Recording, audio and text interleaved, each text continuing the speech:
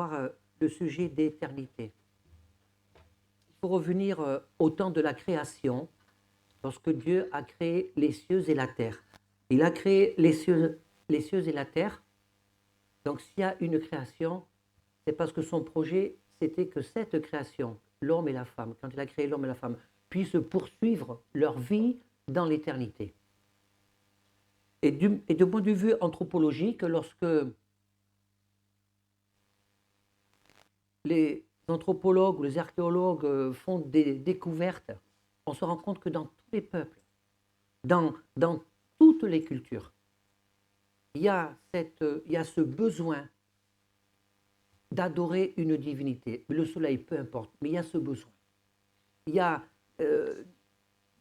dans n'importe quel endroit de la planète, il y a ce besoin de, de vénérer, de penser à l'au-delà. C'est quelque chose qui était très présent chez les Indiens d'Amérique. Et pourtant, ils n'ont pas reçu l'Évangile. Parce que je vais vous lire dans Ecclésiaste chapitre 3, verset 11. Ça, c'est un verset que l'on connaît et que l'on cite souvent.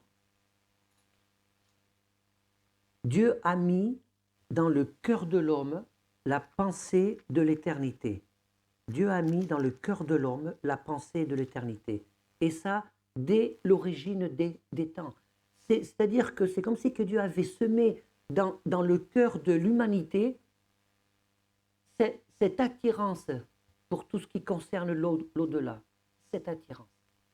Le verset fondateur de la parole de Dieu, j'ai eu l'occasion de le dire à plusieurs reprises, c'est Jean 3,16. Car Dieu a tant aimé le monde qu'il a donné son Fils unique afin que quiconque croit ne périsse pas, mais qu'il ait la vie éternelle. Vous savez que Dieu, il a un rapport qui est à l'opposé de nous en ce qui concerne le rapport à la mort. Parce que pour Dieu, la mort ne fait pas partie de son espace. Pour Dieu, l'éternité, la vie est une continuité. Et on comprend bien ça parce que dans le Nouveau Testament, lorsqu'il s'agit de la vie, eh bien, il y a plus de 80 références dans le Nouveau Testament, plus de 80 références dans le Nouveau Testament qui nous parlent de la vie éternelle. C'est un sujet éminemment important. Et lorsque le mot vie apparaît dans le Nouveau Testament, il n'y a que deux significations majeures. Il y a la vie qui concerne la vie biologique, qui est le mot bios, la vie biologique, et il y a le mot qui concerne la vie éternelle, la vie spirituelle, la vie éternelle, c'est le mot zoa, qui parle de la vie éternelle. Donc dans Jean 3,16, lorsqu'il est écrit « Car Dieu a tant aimé le monde qu'il a donné son Fils unique, afin que quiconque croit ne périsse pas, mais qu'il ait la zoa éternelle. » La vie est éternelle. Si je parle du rapport à la mort, on ne peut pas parler de vie éternelle sans parler du rapport à la mort. Et quand j'ai dit tout à l'heure que Dieu n'avait pas le même rapport à la mort, évidemment, que nous, c'est parce qu'il veut nous faire comprendre ce sujet qui est l'espérance de la vie éternelle. Il y a une différence entre avoir peur de mourir et ne pas vouloir mourir. C'est une question que je pose ce matin. C'est une vraie question. Je ne vais pas vous faire lever la main. Est-ce que tu as peur de mourir ou tu n'as pas envie de mourir? L'apôtre Paul n'avait pas peur de mourir. Il n'avait pas envie de mourir non plus. Et c'est normal, parce qu'à la création, quand Dieu a fait l'homme, quand je dis l'homme, c'est générique, hein, c'est l'homme et la femme. Quand Dieu a fait l'homme et la femme, la belle matière grise que nous avons chacun dans notre boîte crânienne, c'est un ordinateur extraordinaire. Aujourd'hui, avec les IRM, les différents machines médicales nous permet de voir en partie comment fonctionne le cerveau. Et nous sommes tous et toutes, lorsque nous n'avons pas de pathologie particulière, bien entendu, nous sommes tous formatés pour la vie. Notre cerveau fonctionne pour la vie. Il fonctionne pour préserver la vie. C'est pour ça qu'il y a un conscient, un subconscient et un inconscient.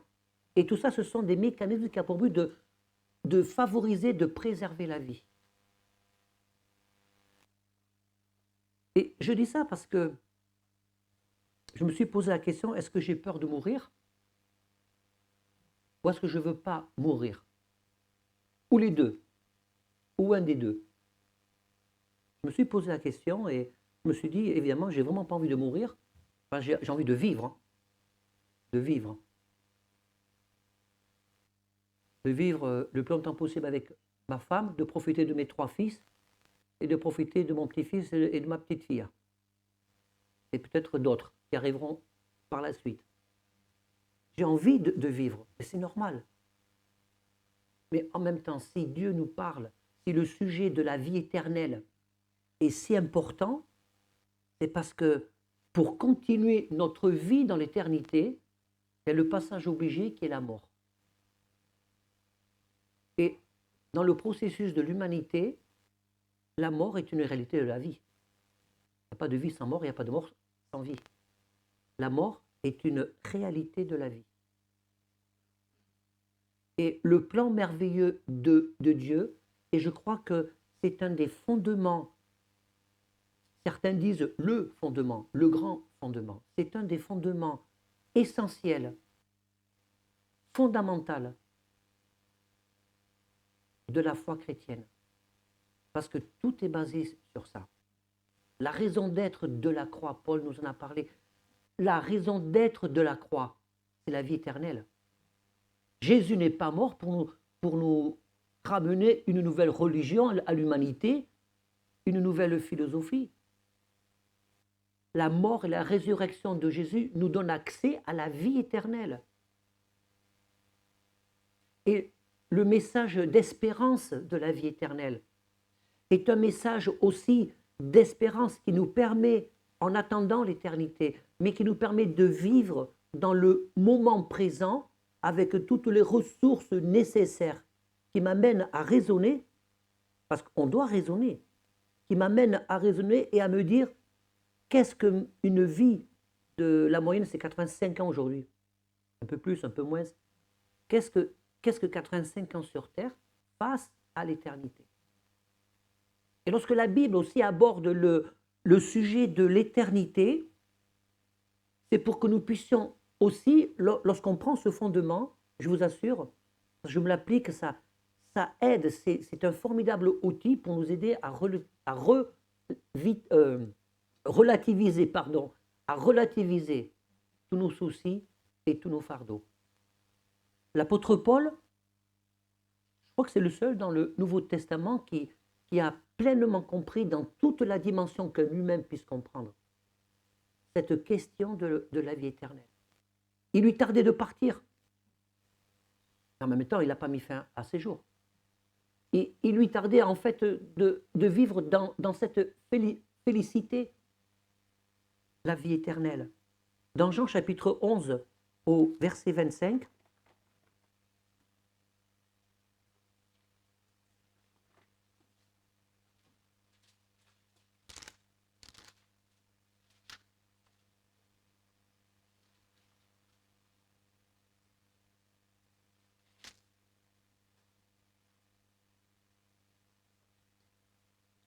Jésus dit, « Je suis la résurrection et la vie. Celui qui croit en moi vivra, même s'il meurt.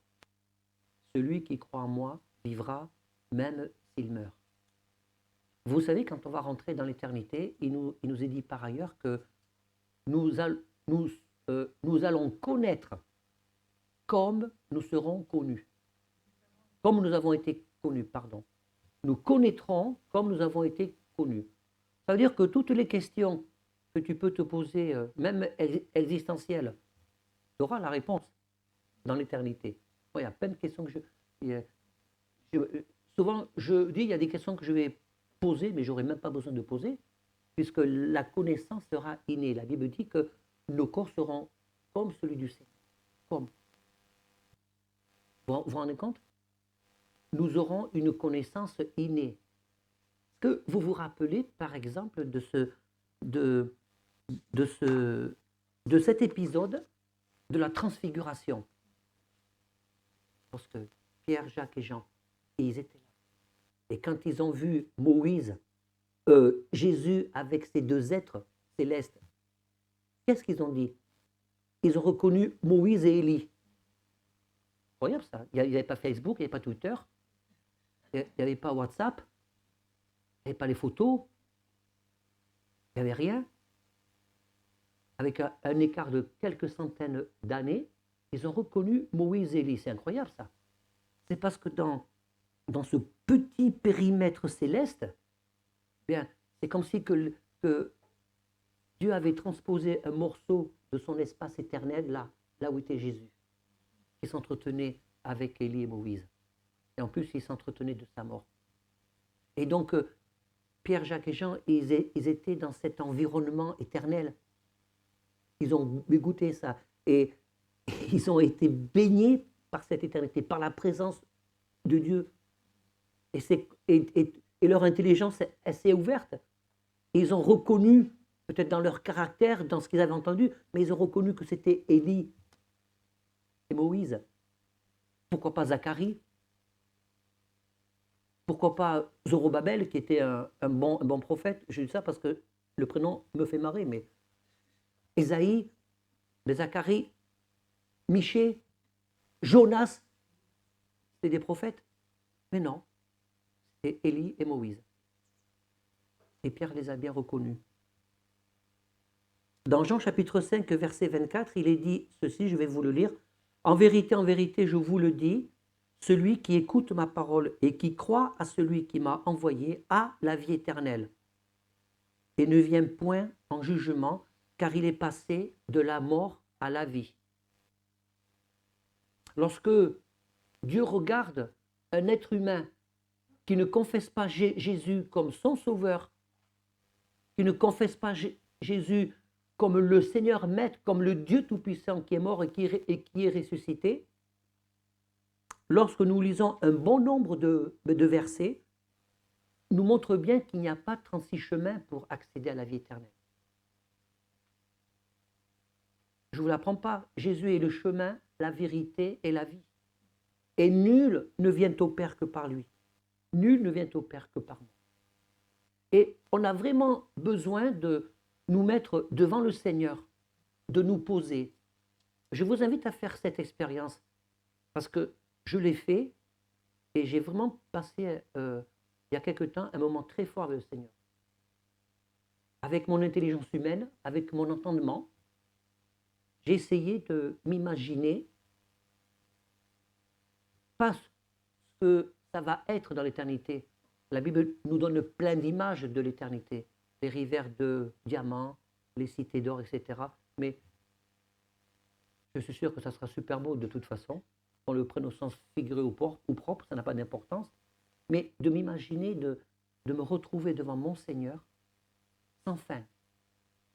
Sans fin. Pas de fin. La prière sera aboulie. Plus besoin de prier. Plus besoin d'intercéder. Parce qu'il n'y aura plus de maladies. Tous les besoins humains seront abolis parce que nous serons dans la félicité totale. C'est ça que Dieu veut pour chacun d'entre nous. Et Dieu nous aime assez, Dieu t'aime assez fort pour avoir envie de passer l'éternité avec toi. Et Dieu t'aime assez fort pour avoir envie de passer l'éternité avec toi, mais à cause de Satan qui corrompt le corps de l'homme, il a fallu que Jésus vienne à la croix pour mourir pour nos péchés. Pourquoi Dieu a tant aimé le monde? C'est pour que nous ayons la vie éternelle. Mais pourquoi je vais avoir la vie éternelle? Pour la passer où? Avec qui? Comment? Pourquoi? Mais avec le Seigneur. Dieu veut que je passe ma vie éternelle avec lui et pas loin de lui. Jean 3, 36, celui qui croit au Fils a la vie éternelle. Celui qui ne croit pas au Fils ne verra point la vie, mais la colère de Dieu demeure en lui. Albert Einstein, ce célèbre physicien, avait dit que le mal en tant que tel n'existe pas. Ça, c'est encore un truc de scientifique. Le mal en tant que tel n'existe pas. Alors, on lui a demandé pourquoi. Il a dit parce que le mal, c'est simplement la conséquence d'une absence de la présence de Dieu.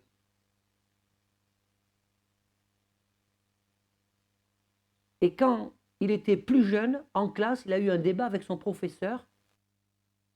Son professeur parlait de l'univers, des désastres, etc. À un moment donné, il a interpellé son professeur parce qu'il avait développé cette thèse que les ténèbres non plus n'existent pas.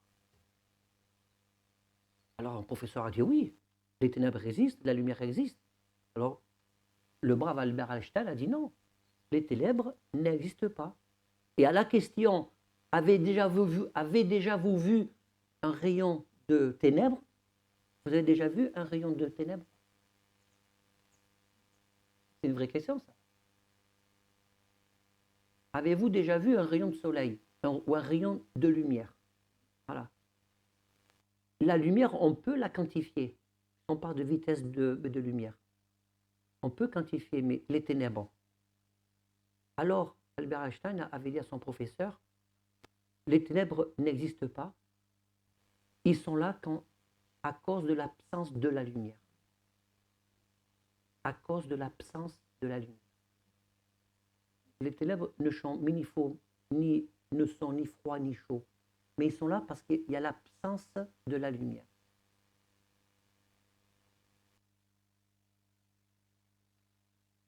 Lorsque Jésus rentre dans une vie, la Bible dit que nous sommes le temple du Saint-Esprit. La présence de Jésus chasse les ténèbres. La présence de Jésus règle dans une vie, règle le problème du mal. C'est le principe de la croix.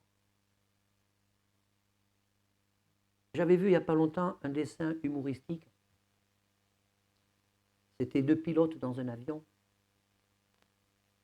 militaire. L'un disait « Oh là là, si Dieu existait, il n'y aurait pas toutes ces guerres. » Et l'autre lui a répondu « Mais pas Dieu, c'est pas Dieu qui est en train de lâcher les bombes, c'est nous. » Ah. Et il y a quelque chose d'important aussi dans l'éternité, c'est la façon dont nous allons rentrer dans l'éternité. Il y a une espèce, dans le monde chrétien, j'ai remarqué, une espèce de fantasme qui voudrait faire croire que, comme nous sommes sauvés, il ne peut rien nous arriver. Pourtant, il y a plein de versets dans la Bible qui partent dans ce sens. Il ne peut rien nous arriver. Notamment le psaume 91. Et pourtant, il y a des gens à qui il n'arrive que des problèmes. Alors il faut se poser la question, on ne peut pas prendre qu'un morceau de la Bible. Pourquoi j'ai des soucis? Pourquoi il m'arrive que des tuiles? Pourquoi tous les grands hommes de Dieu éminemment importants dans la Bible ont passé une grande partie de leur vie à avoir des difficultés, des épreuves?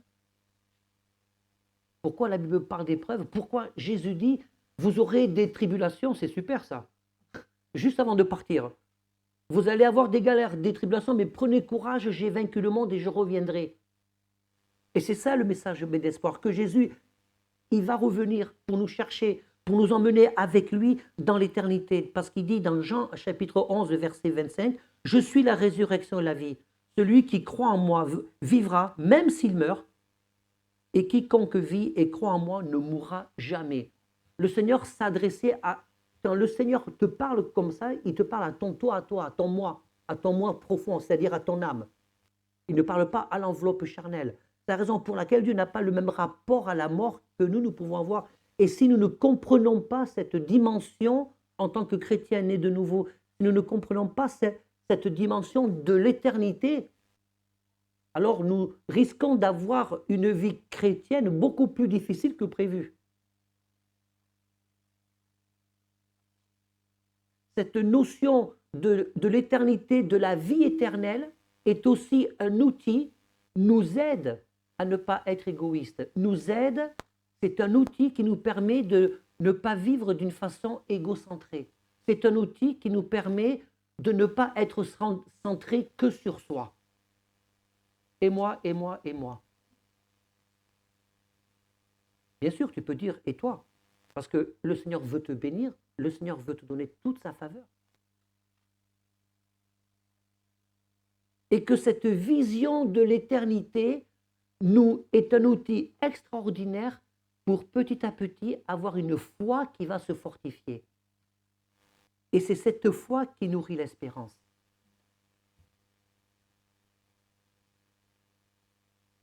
Et l'espérance aussi nourrit la foi. Ça dépend dans quelle situation on peut se trouver. Qu'est-ce qui nourrit ta foi aujourd'hui? Ça aussi, c'est une question que je voudrais vous poser, que vous puissiez réfléchir. Qu'est-ce qui nourrit ta foi aujourd'hui? Il y a des gens, ils nourrissent leur foi par rapport à ce qu'ils veulent posséder. Il y en a.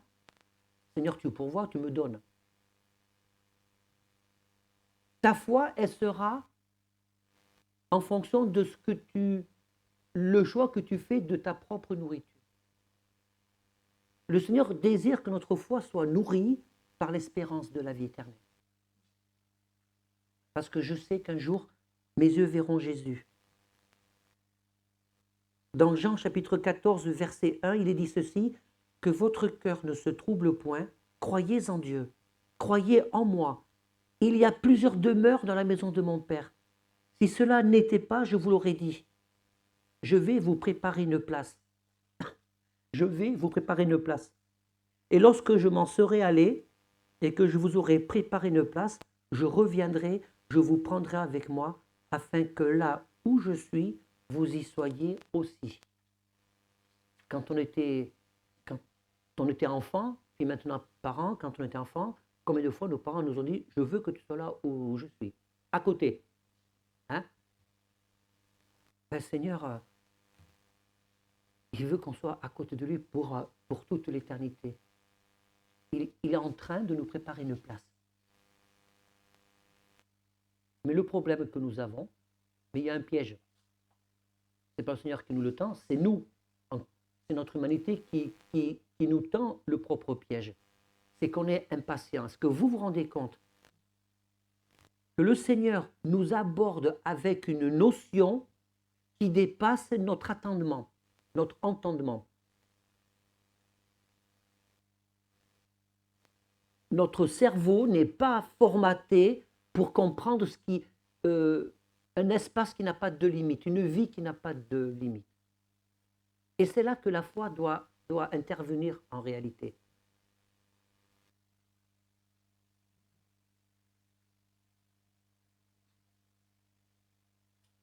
Depuis combien de temps est-ce que tu as oublié ce sujet sur l'éternité? Ou si un jour tu l'as abordé, ou tu l'as lu, depuis combien de temps tu n'es pas revenu dessus? Vous savez que Jésus sur la croix, à un moment donné, il était déjà, je vais le dire avec mes mots, parti dans son espace éternel. Il était déjà dans son espace éternel. Quand il a dit aux brigands, « Aujourd'hui même, tu seras avec moi dans le paradis. » Aujourd'hui même. Il ne parlait pas dans l'espace-temps humain.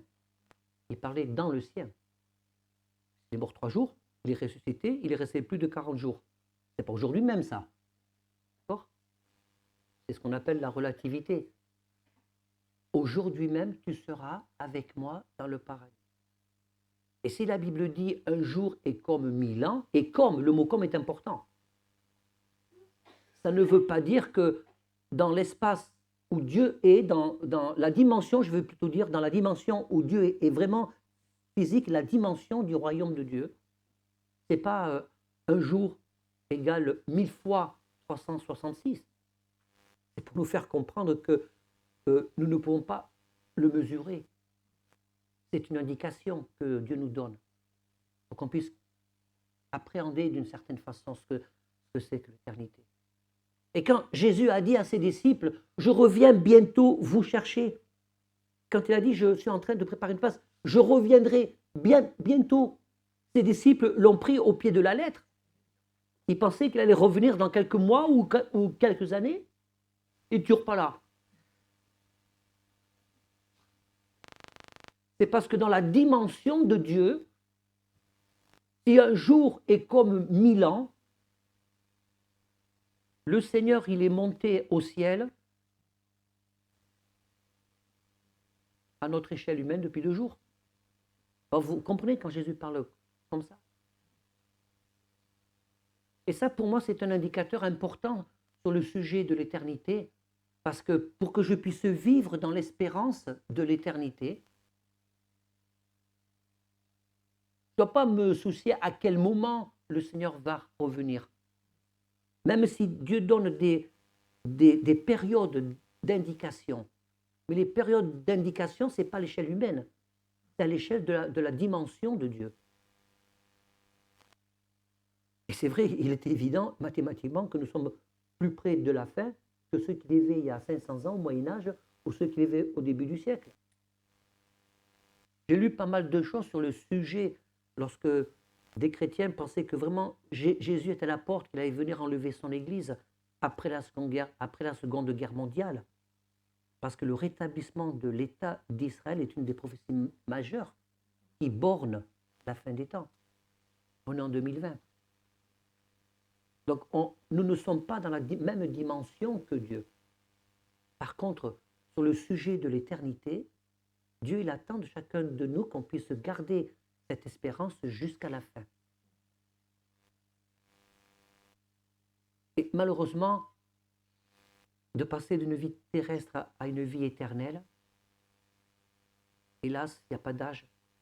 La logique voudrait que, après une vie bien remplie, mais ça ne se passe pas comme ça dans la réalité. Et en tant que chrétien, je dois me sentir prêt. Pas uniquement parce que j'espère que Jésus va revenir de mon vivant, mais parce que je n'ai pas la maîtrise de ma vie. Tu n'as pas la maîtrise de ta vie. J'espère que je ne vous fais pas peur, mais c'est une réalité. C'est pour ça que le Seigneur nous laisse toutes sortes de versets pour nous rassurer, pour nous consoler. Dans Philippiens chapitre 3, versets 20 à 21, nous sommes citoyens des cieux, d'où nous attendons aussi comme sauveur le Seigneur Jésus-Christ, qui transformera le corps de notre humiliation en le rendant semblable au corps de sa gloire, par le pouvoir qu'il a de s'assujettir toutes choses. Et 1 Corinthiens 15, 35, mais quelqu'un dira, comment les morts ressuscitent-ils et avec quel corps reviennent-ils insensés? Ce que tu sèmes ne reprend point de vie, s'il ne meurt, et ce que tu sèmes, ce n'est pas le corps qui naîtra, c'est un simple grain de blé, peut-être, ou d'une autre semence. Puis Dieu lui donne un corps, comme il lui plaît, et à chaque semence, il donne un corps qui lui est propre. Ainsi en est-il de la résurrection des morts. Le corps est semé corruptible, il ressuscite incorruptible. Il est semé méprisable, il ressuscite glorieux. Il est semé infirme, il ressuscite plein de force. Il est semé corps naturel, il ressuscite corps spirituel. C'est le problème, parce que nous sommes humains, parce qu'évidemment, personne ne veut se séparer d'un être cher. Mais voyez-vous, frères et sœurs, cette pensée de l'éternité, lorsqu'un frère et une sœur perd un être cher, un enfant, une épouse, un parent, évidemment qu'il y a la douleur, évidemment qu'il y a la souffrance, mais vient ensuite la consolation. Parce qu'en réalité, cette espérance qui nourrit notre foi nous fait dire que c'est un au revoir. C'est pour un temps la séparation. La souffrance, elle est pour un temps.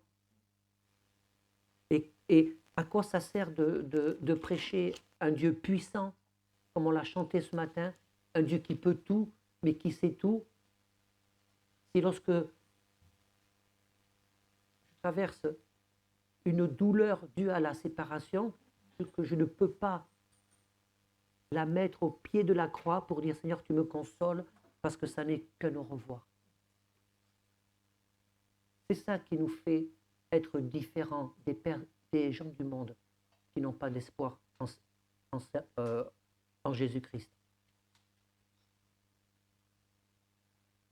J'ai eu l'occasion de vivre, je vais terminer par là, de vivre cette consolation de la séparation avec, lorsque j'ai perdu ma mère en 1997. Je me souviens qu'elle était assez jeune et à peu près au bout d'un mois, j'ai vécu vraiment, j'ai expérimenté le miracle de la consolation. Ça ne peut pas s'expliquer avec des mots, mais par contre, je peux expliquer les effets. La consolation du Seigneur, parce que je sais que mes yeux verront Jésus, je reverrai ma mère, puisqu'on se reconnaîtra, vous savez ça? On se reconnaîtra. J'ignore le physique que j'aurai, mais on se reconnaîtra, comme Pierre a reconnu Moïse et Élie. On se reconnaîtra de toute façon. Donc, les effets de la consolation que seul Dieu peut donner, qui pour moi est un miracle qui est en lien avec la vie éternelle, c'est que ça fait même drôle. Au début, je me sentais un peu coupable, parce que je me disais que c'était quand même ta mère. Mais l'évocation de la séparation à cause de la mort, l'évocation de la douleur n'avait plus aucune incidence dans mes sentiments et dans mes émotions. On ne devient pas amnésique. Vous savez, c'est comme une cicatrice, une grosse cicatrice dans une de mes deux jambes quand j'étais petit. Quand je la regarde, j'ai le souvenir pourquoi elle est là. Si j'appuie, j'ai pas mal. C'est ça le principe de la consolation. C'est-à-dire que l'évocation d'un souvenir n'a plus aucune influence et incidence dans nos émotions, dans nos raisonnements. Une fois, j'ai parlé avec une personne qui me faisait part d'une situation et elle me disait le Seigneur est passé par là, il m'a consolé. Je n'étais pas sûr. Et quand je lui ai posé certaines questions, elle s'est mise à pleurer. J'ai dit non. J'ai encore besoin de vivre la consolation, mais du Seigneur. La consolation, mais du Seigneur, je le répète, parce que je crois que quelqu'un a besoin d'entendre ça ce matin. La vraie consolation du Seigneur, qui vient du Seigneur, cette consolation qui est liée à l'espérance de notre foi, c'est que l'évocation d'un événement traumatique, blessant, n'a plus d'incidence sur tes émotions. Et que tu t'en souviennes, c'est juste un souvenir indolore. Voilà, je cherchais le mot. Un souvenir indolore. Et moi, je veux m'accrocher à ce Dieu qui me permet de vivre ça. Ça ne vous fait pas envie? Je veux m'accrocher à ce Dieu qui me permet de vivre ça. Dans Romains 8, 18, j'estime que les souffrances du temps présent ne sauraient être comparées à la gloire à venir qui sera révélée pour nous. J'estime que les souffrances du temps présent ne sauraient être comparées à la gloire à venir qui sera révélée pour nous. Dans Philippiens 1, 3, je suis pressé des deux côtés. J'ai le désir de m'en aller et d'être avec Christ, ce qui de beaucoup est le meilleur. Mais à cause de vous, il est plus nécessaire que je demeure dans la chair. Qui c'est qui a dit ça? Voilà, c'est Paul. Ce fameux Paul, ce sacré Paul. Frères et sœurs, je vous invite vraiment à faire cette expérience quand vous rentrerez chez vous. À faire cette expérience quand vous rentrerez chez vous. Pose-toi, isole-toi et mets-toi devant le Seigneur et concentre-toi sur l'éternité. Dieu nous a donné une capacité d'imagination, vous le savez. Donc, imagine-toi dans les bras de Jésus. Il y a des choses qu'on peut trouver injustes sur notre planète. Pourquoi il y a des gens qui souffrent, qui meurent dans d'horribles souffrances? nous devons faire preuve de beaucoup d'humilité parce que nous devons faire le deuil de chercher à avoir les réponses à tout. On n'est pas Dieu. C'est un deuil en tant que chrétien que tu dois faire. Arrête de chercher à vouloir toujours les réponses à tout. Par contre, une chose que nous savons, la Bible nous dit qu'il y en a qui vont rentrer dans l'éternité et qui seront consolés. Ils vont rentrer dans l'éternité en étant blessés. Ils vont rentrer dans l'éternité en étant meurtris, aussi bien dans leur chair que dans leur esprit, puisqu'ils vont bénéficier de la consolation du Seigneur Jésus. Vous le saviez, ça? Ça tombe bien. Chacun pourra passer à son tour, parce qu'il y aura toute l'éternité pour ça. Il y a toute l'éternité pour que nous puissions vivre dans la plénitude du Seigneur. Et je voudrais que vous partiez cet après-midi, ce matin, en vous disant, eh bien, j'ai quelque chose en plus, un outil supplémentaire pour me raccrocher à ma foi, pour vivifier mon espérance qui va nourrir ma foi, parce que je sais qu'un jour, mes yeux verront Jésus. Je sais qu'un jour, mes yeux verront Jésus. Vous le connaissez, ce vieux chant? Je sais qu'un jour, mes yeux verront Jésus. Je sais qu'un jour, mes yeux verront Jésus. Je sais qu'un jour, mes yeux verront Jésus.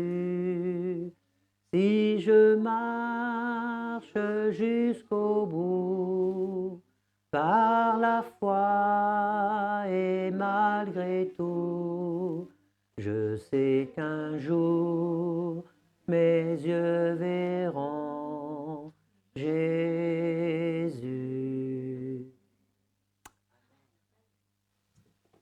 Que le nom du Seigneur soit béni.